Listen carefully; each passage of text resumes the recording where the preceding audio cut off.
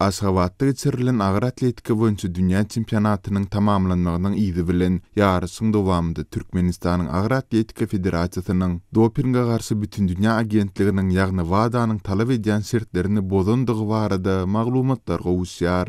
Sport habarlaryny çap edýän Inside the Games neşriniň maglumatyna görä, Türkmenistanyň agyr atletika federasiýasy WADA-nyň bu uğurdaky gadaňçylyklaryna garamazdan diskwalifikasiýa edilen Türkmenistan gaçaty Umurbek Bazarbaýewy tälimçilik işlerine çekipdir. Türkmenistanyň agyr atletika boýunça ençemedik çempiony, agyr atletika halkara derejesindäki Ustad Bazarbaýew 2015-nji ýylda Amerikanyň Houston şäherinde geçirilen dünýä çempionatynda doping ulanandygy sebäpli 4 ýyl möhlet bilen, ýagny 2019-njy ýylyň 10-njy dekabryna çelini diskwalifikasiýa edilipdi, ýagny halkara sport ýarışlaryndan çetleşdirilipdi. WADA-nyň dopingga garşy kodeksiniň 10-njy maddasyna laýyklykda çetleşdirilen türgüne diskwalifikasiýa döwri ýarışlarda çykyş etmegine ýa-da sport bilen ilteşikli beýlik çäreleri bilen meşgullanmagyna ruhsat berilmeýär. Emma bu gadaňçylyklara garamazdan Bazarbaýewiň türkmen mediasynda ençemedik ýurdun saýlamy topurynyň tälimçisiniň kömekçisi diýilip tanışdyrylandygy barada deliller bar.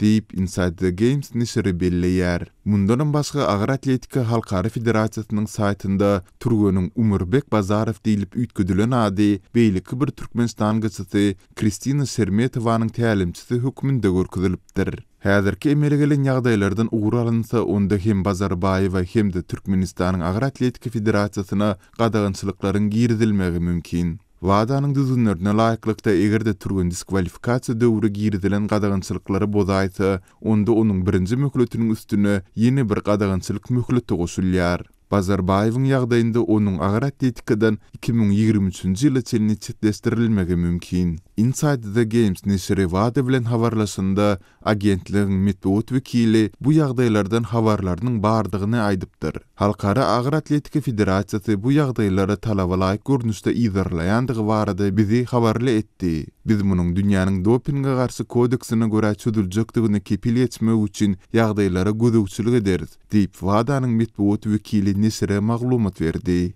Agyr atletika halkara federasiýasynyň baş direktori Attila Adamfe bolsa, bu türgün suýlyň başynda tälimçi diýilip häsiýetlendirildi. Şol sebäpli agyr atletika halkara federasiýasy oňa garşy degişli proseduralaryny başlatdy. Olar häzir tamamlanmady, diýip Inside the Games neşrine maglumat beripdir. Yeri gelende belletsek Bazarbaýew bilen bagly maglumatlary WADA we agyr atletika halkara federasiýasyna gündogor.com internet neşriniň jurnalistleri awgust aýynda ugradypdyrlar. Bazarbaýew 62 kilogram agram derejesinde 4 gözek, ýagny Sydney 2000, Afinalar 2004, Pekin 2008 we London 2012 Olimpiýa oýunlarynda çykyş edipdi. Doping bilen dawanyň türkmen häkimetleri Bazarbaýewy tapgyr 5 gözek Olimpiýa oýunlarynda çykyş etjek ilkinji stangaçy hökmünde wasp edipdiler. Inside the Games neşri ýokurky ýagdaýlar boýunça Türkmenistanyň agyr atletika federasiýasynyň prezidenti Berdinyaz Miatiýewa degişli hatyň ýollanandygyny, emma hiç kili jogabyň bolmandygyny aýdýar. Azatlyk radiosyna hem degişli türkmen resmiýetlerinden hiç kili kommentari almak başartmady. Galy berse-de bu Aşgabatda 1-nji 10-njy noýabr aralygynda geçirilen çempionatda öý eýeti Türkmenistan bilen bagly ýüze çykan dawaly ýagdaýlaryň diňe soňgusydyr. Mundunyň Türkmenistanyny 4 türgüniň ýarışlara kadadan çykma goşmaçylarynyň hatarynda gatnaşdyrylmagynyň halkara agyr atletika federasiýasynyň düzgünnamasına gawat gelmeýändigini nykdylypdy. Şeýle-de ýarışlara gatnaşmak üçin arda bilen ýüz tutun 20 türgüniň diňe 8-sine bähleşmäge ruhsat berildi. Maglumat görä stangaçylaryň aglaby ýarışyň şertlerine laýyklykda özleriniň ýeredikleri, ýagny ýaşaýan we ýerleşen ýerleri barada antidoping dolandyrys ulgamynda ýygyderli hasaba durmandyrlar.